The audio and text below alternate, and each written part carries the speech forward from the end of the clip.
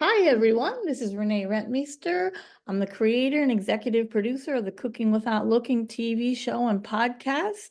And on today's Cooking Without Looking podcast, we have Kathy Peterson. Kathy, how are you?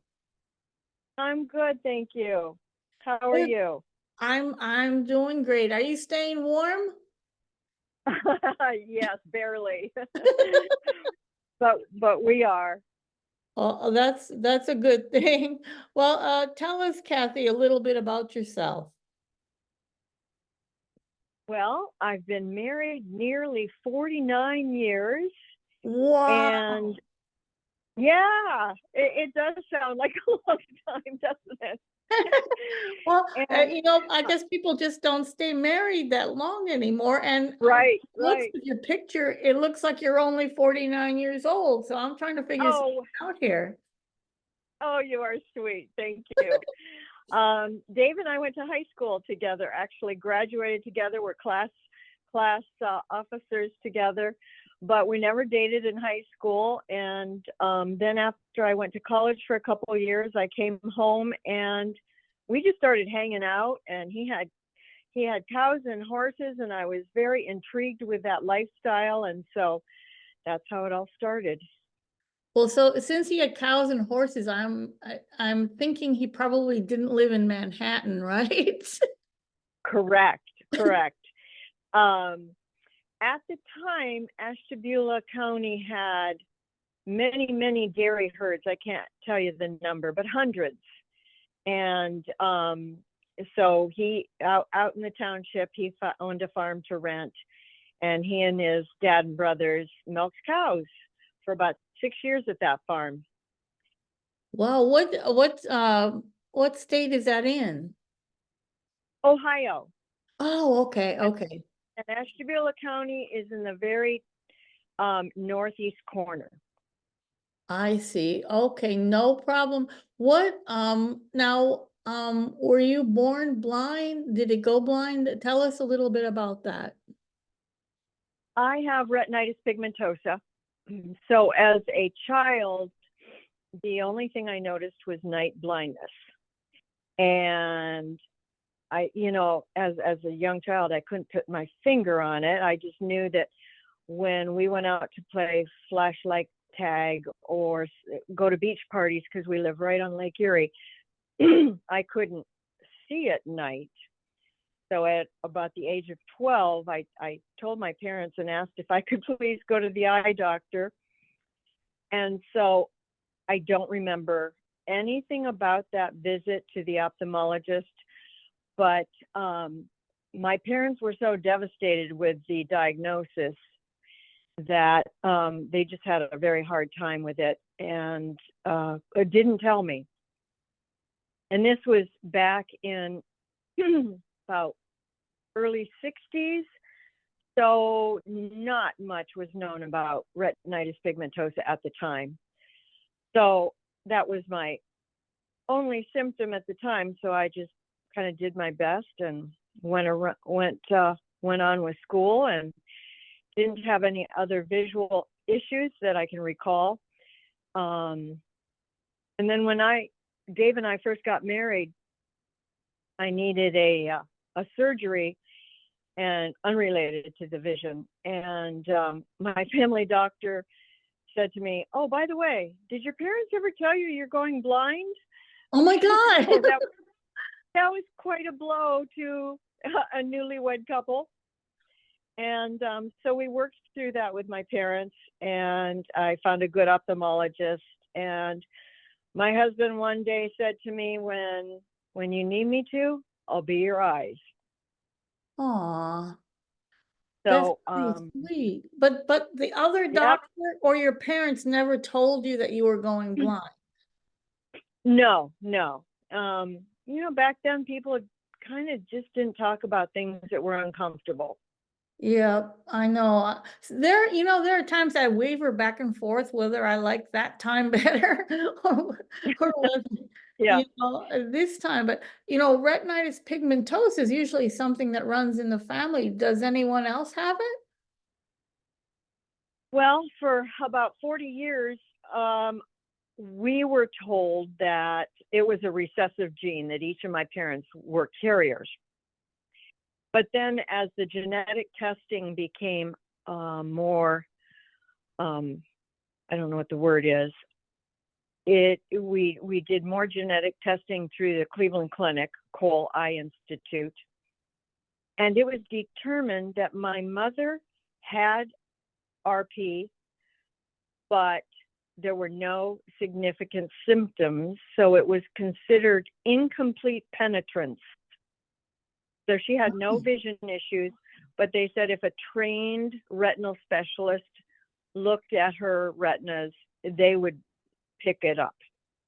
But she was very ill at the time and dying. Right. So we decided not to tell her. And so that changed everything. That meant that my inheritance was a dominant gene. So at that time, which was not that long ago, I had 4 grown children.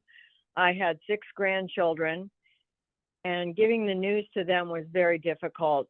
But they were just amazing about it. They said, it's fine. When the time comes, we'll get the kids tested. You know, and we'll deal with it. And they just made me feel so comfortable about the news, even though Dave and I were devastated by it, that I could have passed that down to grandchildren. My kids handled it beautifully. That's really wonderful. So do any of your grandchildren have it? Or your No, children? pardon me? Or your children or your grandchildren, do any of them have No, it? no symptoms. And of course, my kids look for night blindness in their children, you know, as the very first symptoms. But no, knock on wood, saying our prayers, it's all okay so far. Oh, wow, that's great. Well, so tell us about your cooking and baking experience as this has gone on. How much do you actually see still? I have a pinhole of vision now. I'm down probably under 5 degrees. My acuity, well, I'm blind in my right eye. My left eye is my workhorse. And if I'm looking at something, I can see it pretty well. But, you know, it's like looking through a curtain. So it's not perfect vision, but it is a tiny pinhole. So I could put my coffee cup down and it could be 6 inches from where I'm looking and I won't see it. So Oh, so, that makes cooking a challenge, but you know, you learn as you go. right, exactly. Well, so then once this was diagnosed and you had that you knew you had the retinitis pigmentosa, how did you proceed? We just proceeded with life because, you know, we were young, we wanted children. So we did that. We have 4. And we, after my husband and his brothers left the one dairy farm, he and I went to another dairy farm. So I raised 2 of the boys for a few years on a dairy farm, which was it was the best of times and the worst of times. But we sure learned how to work as a team, and you know, how to dig deep. It was challenging, but it was wonderful at the same time. So then after we left the dairy farm and came back into closer into where we were both raised in Ashtabula, I realized that I really had no skills. And with small children, I thought, if something happens to Dave, what will I do? So I went back to college and I got my degree and I worked as a social worker. And that was a very rewarding career because I didn't want to ask for adaptations or considerations of any sort. I ended up working until I was about 53, and I retired. Right. But I did mostly hospital work, which was just, like I said, very rewarding. Did you come across any other people who were either going blind or who were blind that you were able to help through your social work? Um, I can't recall anyone, but I do remember a few people. I worked at a nursing home for a short time as well. Um, well, actually, there was one gentleman at the hospital who was going blind with RP, and he and his wife and I talked a bit about the relationship of marriage and how, you know, you start out in one relationship and then as your vision declines, how difficult that is to become dependent on your partner for so many things. And then at the nursing home, there was a young man who had, I think it was a musculoskeletal condition. And he said to me, because he needed a wheelchair part of the time, but he could walk part of the time. And he said it was so confusing to people because it wasn't black and white. And I said, I can so relate to that, because everybody thinks of blindness is you can see or you cannot, you know, Yeah. and they don't understand those gray areas of a disability. And so we talked a bit about that, and that was helpful for both of us, I believe. It's a sliding continuum, isn't it? And you're Yes, exactly right. People either think you can see or you can't, and then they look to see like maybe if you're faking or something, like this young man, if he could walk exactly. sometimes and he can't others. Oh, sure, Exactly. you're just doing that for Yeah. sympathy. Yeah. And I remember thinking to myself, so when I was considering getting a white cane, I thought, so I'm going to leave work on Friday and everybody sees me a certain way. And when I come back, I'm going to be walking with a white cane. What are they going to think about that? You know, they're going to think, you know, wait, I don't understand this. And so I never could get beyond that fear of that judgment. How did they react? Well, I retired. I Oh, It wasn't until many years later that I finally decided to start using a white cane. and how have you found using the white cane? I pretty much don't like it. And that was why I applied to get a guide dog. So you He's, you like the guide dog better than the white cane? oh Lord, yes. Oh yes. And You why is know, that, Kathy? when you're walking in an unfamiliar area, you do get tactile feedback from your cane. But what you don't know is, okay, I just ran into a wall. And does that mean there's a door to the right, or is there a door to the left? Um, but when you have a guide dog, they are trained to find doors. They're trained to, you know, find chairs and many obstacles to get you around them rather than to, you know, bang into them so you can figure it out. And so, you know, you train them on your routes. And when you get to, in my case, the coffee shop, you know, the first few times I said, Hyatt left, find the door. And she did.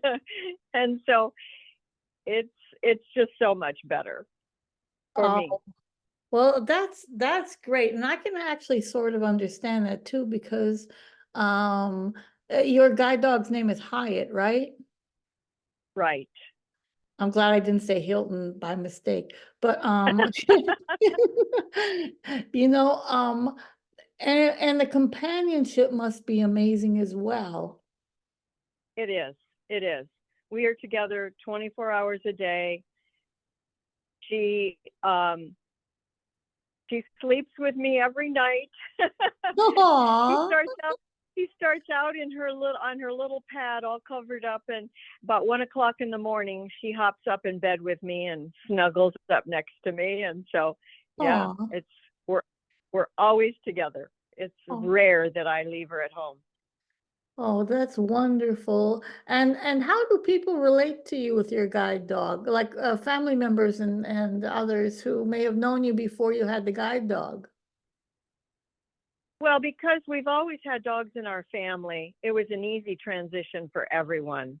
But they do just love her. You know, they think she's remarkable. My granddaughters ask questions about her, and they just think. And then, you know, when we're visiting, she's just a regular pet to them, so they don't see her working that often. But she's just a funny little lab puppy to them when she's not working.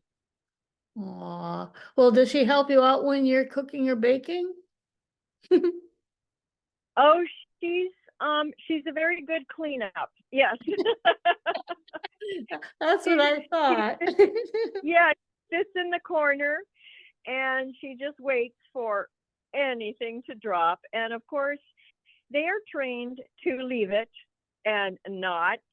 But over the years, I've gotten a little relaxed about it, and I appreciate my clean floors. Well, there you go. Well, tell us Yeah. about your recipe. Okay. Well, you know, when I retired, I decided I had to reinvent myself, and so I started watching Food Network, and I was intrigued by their use of herbs and whole foods, and so I decided to, you know, kind of relearn about cooking and cooking from scratch. So now, because I love to bake bread, my husband and I eat a lot of soups and stews in the winter. And we grew a couple different kinds of beans and dried them. And now we use them in our soups. So this recipe is just a ham and bean soup. It's pretty traditional. You know, you start out with your carrots, onions, celery, saute them, and then add your garlic, and then you throw in some ham pieces, or you could probably use any meat you wanted, really, Sure. and your seasonings, which very often are, you know, salt, pepper, thyme, and parsley. And because I use dried beans, they have to be soaked overnight.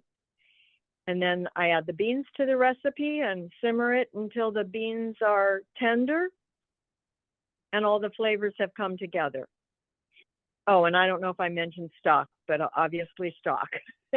Oh, sure. Do you make your own stock, like chicken stock or something? No, no, I don't. A lot of people do, but I've just never been interested in doing so, really.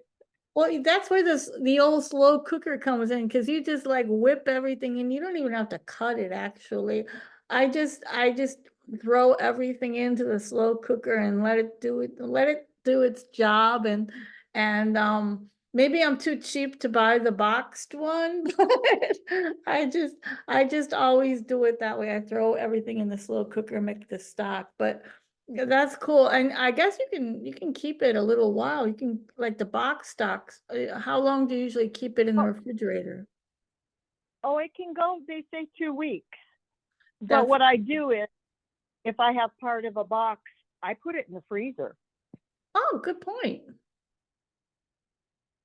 So That's I've got it for, you know, next time. well, that's a great idea. Somebody yesterday when I was talking to them, they actually had the concept of putting leftover lasagna in the freezer, and I'm like, wow, that's a new concept to me. I've never had leftover lasagna. Oh, yes, I make an 11 by 15 pan. And so with the leftovers, we cut them into portions and freeze them. And we have a deep freeze. And so, boy, is it a fun treat to go in there and rummage around and find a nice piece of lasagna that you didn't know you had. Now, I'll be honest, if you or your husband finds the last piece of frozen lasagna, what happens to that? Which one takes it? We share There you it. go. You guys are good that way. Well, Kathy, what kind of philosophy do you have about your blindness that you would tell others, if they find themselves going blind? Well, I had actually a psychologist tell me this, and he also had RP, and he said acceptance and independence. And it's really hard to get to acceptance. And I think getting a guide dog for me helped me a great deal, even though that has been, very recent when you think of the decades I've had RP. She helped me walk with more confidence, and people were more interested in her and thought she was adorable. And so I got very positive interactions from people. And so that helped me a lot with acceptance. And then the independence is huge, because that's what she brought to me as well, because I wasn't having to hang on to somebody's arm or, be guided that way. Even though I'm dependent on her, it's a different sense. And I feel like I can do more things independently. So hide's been quite a blessing for you. Oh, absolutely. Absolutely. Well, The other Kathy, thing is, I'm sorry, go on. that's right. A few years back, I met a woman and we became friends, and she has RP, and she started a nonprofit called the Daring Sisters. And through that organization, we've had retreats, and we met many, many women with vision loss. And so I would recommend to anyone with vision loss or any disability to find that support system, because that's huge to not feeling alone. Oh, that's great. That's great. And it's nice because you guys have something that's so difficult to talk about. And I know maybe the stereotype is I'm from the Midwest too, I'm from Wisconsin. But usually, like you said earlier, it's we always kept quiet about difficult things to talk about. And so that must be extra special for you. Yes, yes. We have WhatsApp chats, and we come on anytime we are feeling the need for support, or just a funny blind story. And we get responses very quickly because there's so many of us, and it's been a wonderful addition to my life. Well, as we wrap up here, tell us a funny blind story. Oh, it usually involves recipes. And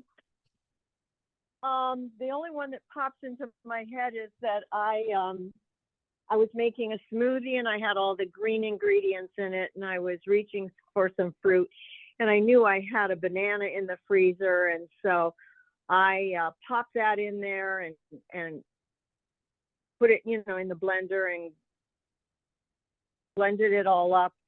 And I tasted it, and it just didn't taste right. And so I brought it out to my husband, and I said, "What's wrong with this?" And he goes, "Kathy, you ground up a hot dog, not a banana." Oh my gosh. I'm just tasting that in So, my mind right now. oh yeah, it wasn't good. It was not good. Well, Kathy, if someone wants to reach out to you, how do they reach out to you?